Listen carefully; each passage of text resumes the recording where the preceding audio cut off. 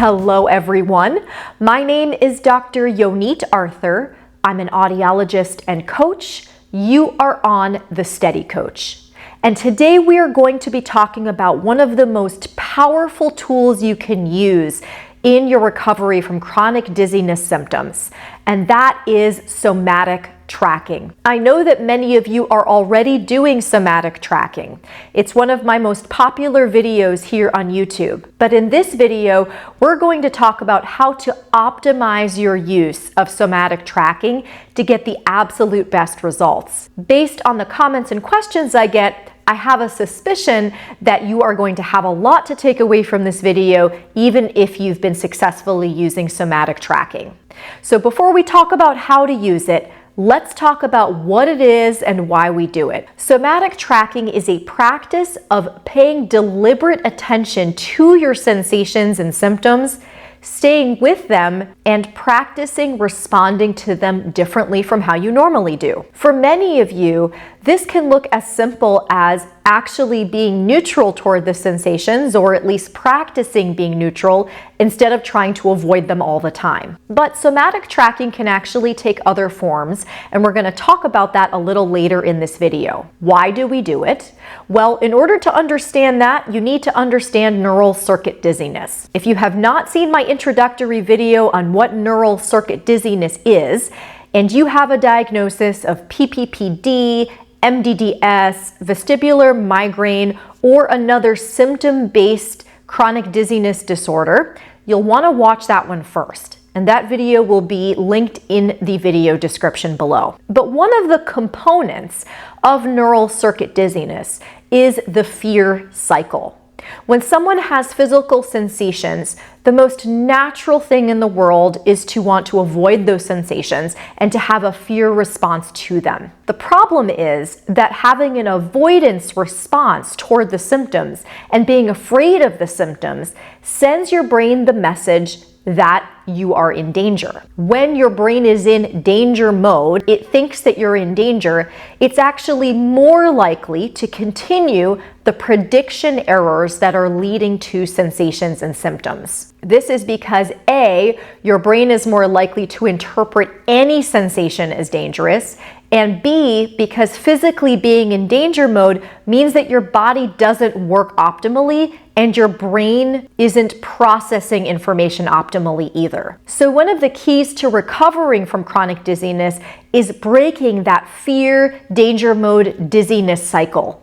And that's exactly why somatic tracking is so effective. We're going to talk now about 3 different types of somatic tracking, and we'll talk about where classic somatic tracking, which I'll talk about and define in just a moment, directly impacts the fear, anxiety, and danger response that you're having to your sensations themselves, thus breaking the cycle. But as you all know, you are an entire person, not just the sensations. So all of the other things going on in your system besides the sensations or symptoms themselves is also going to affect how much fear and danger mode you have in your system. And that's where some of these other forms of somatic tracking can be really helpful. So there are 3 forms of somatic tracking that we're going to talk about. The first is the classic somatic tracking. So examples of this would include my original somatic tracking and somatic tracking 3.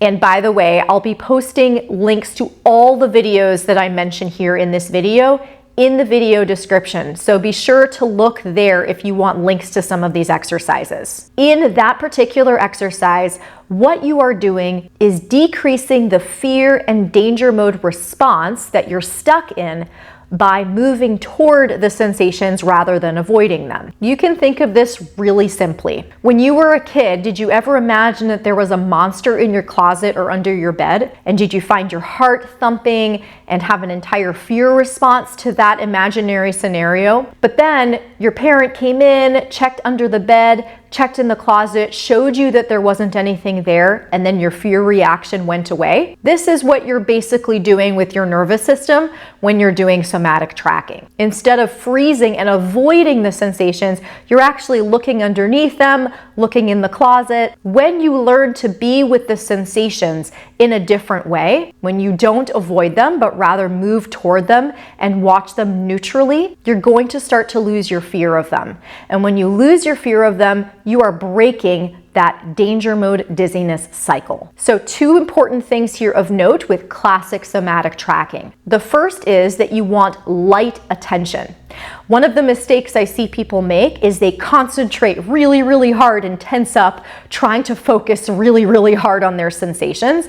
And that's also sending your brain and nervous system a message of danger. You want to relax and put light attention on your sensations. You want to kind of watch them casually as they go by. You want to watch them as a third-party observer. We'll talk a little more about this in a moment. Just kind of observing them without being too interested or too intent on them. The second thing is you want to have the right intention.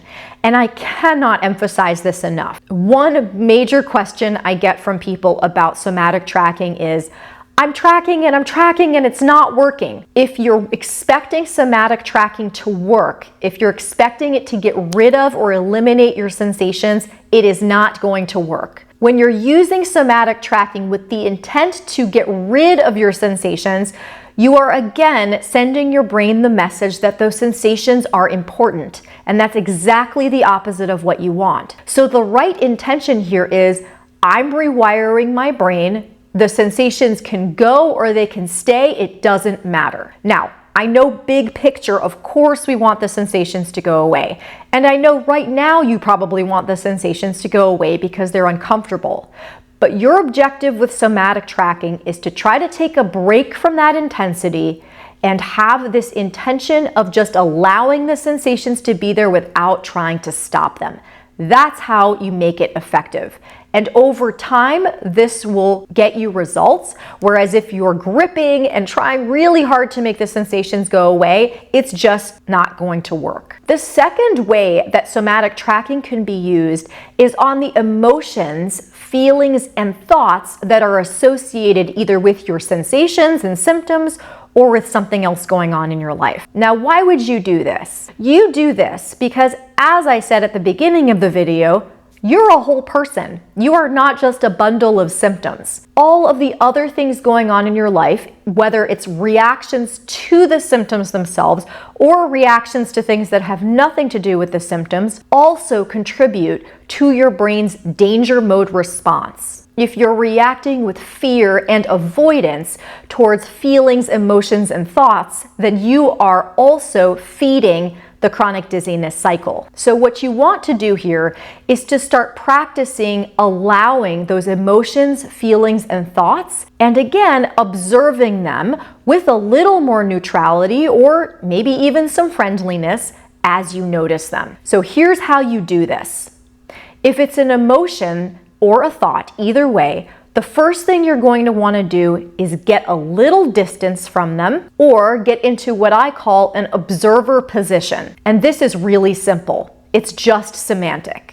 So instead of saying, I feel so angry with my sensations or I'm so frustrated with my symptoms right now, you might say, there's a part of me that's feeling anger toward my sensations. There's a part of me that's feeling really frustrated with my symptoms. And if it's a thought, and the thought is, say, something like, I'm never gonna get better, instead of saying, I'm never gonna get better, you would say, I notice that there's a part of me with a thought that I'm never going to get better. Now, this may seem like a really silly and simple distinction, but it's really not. Because once you've put yourself in the position of the observer here, you have a lot more room to take action. So the way this would look, if you're trying to somatic track an emotion or a thought, would be first to get into that third-party observer position and then see how the feeling, emotion, or thought show up for you. You'll have to use your imagination for this a little bit. Some of you may be really good at visualizing. Some of you may be more sensory. You might feel it in your body more. Now, don't worry, you're not going to do this wrong. If you have trouble following any of the suggestions I'm about to give, then you can just pretend you're visualizing something and it will still work. So if you're more of a feeling or sensory person, you might say, what do I feel in my body, or what do I notice in my body when I have this part of me with this emotion, or when I have this part of me with a thought. It might show up as butterflies in your stomach, or tightness in your chest, or tension in your neck and shoulders. However that shows up for you is perfect. That's what you're going to track throughout the exercise.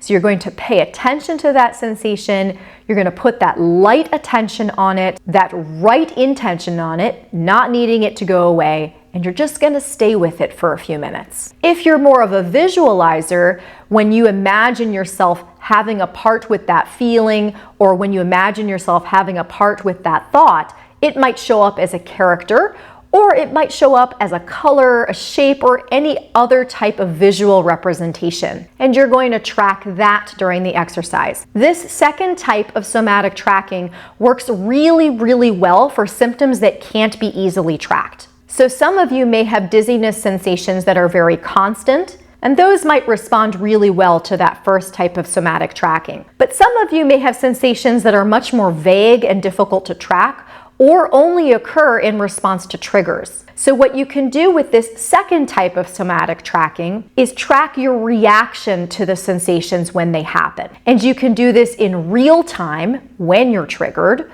or you can do this by imagining being triggered. And an example of that second one would be somatic tracking for visual symptoms and driving, which I will also again link to below. And the third type of somatic tracking is a little bit different. You can use this one on any of your experiences, feelings, emotions, symptoms, sensations, or thoughts. I call this one moment-to-moment tracking. In this particular exercise, you're not just practicing being a third-party observer and accepting and being more neutral to whatever comes up. You're doing it with the explicit purpose of giving yourself a message of safety. One thing you've probably noticed is that repeatedly telling yourself you're safe doesn't work.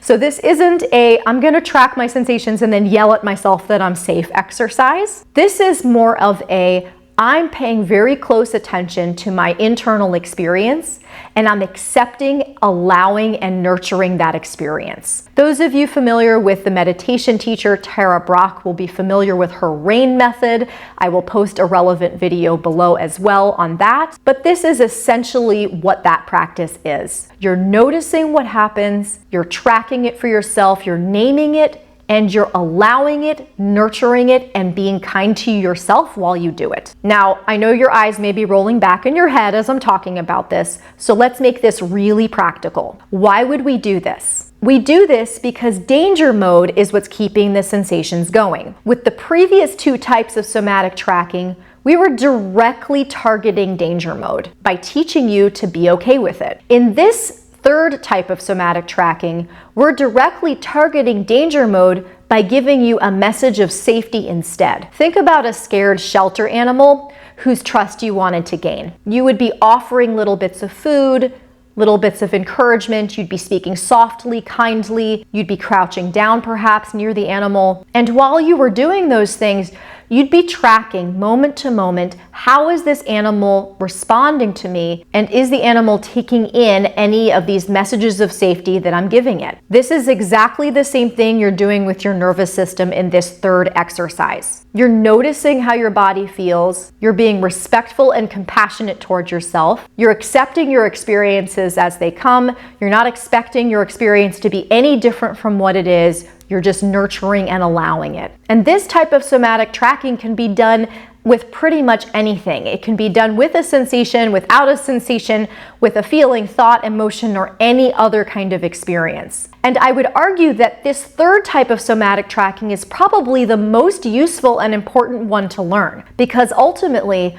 I don't just want you to stop responding to your sensations in the way that you're responding right now. I want you to treat yourself better overall so that your nervous system feels a much greater sense of safety all the time. That's what helps people get better and stay better from chronic symptoms. And the way that this might look is, say you get triggered, whether that's for symptoms or emotions. You'd get into that observer position and you would imagine yourself giving yourself lots of love, space, and nurturing while you're going through that experience. Again, I know this may be a foreign concept to some of you, but with practice, this really is something that will help your brain get out of danger mode and back into safety, which ultimately is going to be what resolves your symptoms. In a sense, all three of these types of somatic tracking are teaching you different ways of relating to yourself in a secure way. There is no greater message of safety than that. And to me, that's the ultimate goal of chronic dizziness recovery. You do not have to use somatic tracking as a tool for dizziness recovery, but relating to yourself and your sensations differently is a requirement to get better. I hope that with this extra information I shared here today, you'll be able to optimize your use of these tools or any others, knowing now what the objective is. If you enjoyed this video, please leave me a comment or a question below. Please please share this video, please subscribe to my channel. All of these things help me reach more people. And thank you all so much for tuning in. I'll see you again soon. And check out the links for all the somatic tracking exercises in the description below. Bye, everyone.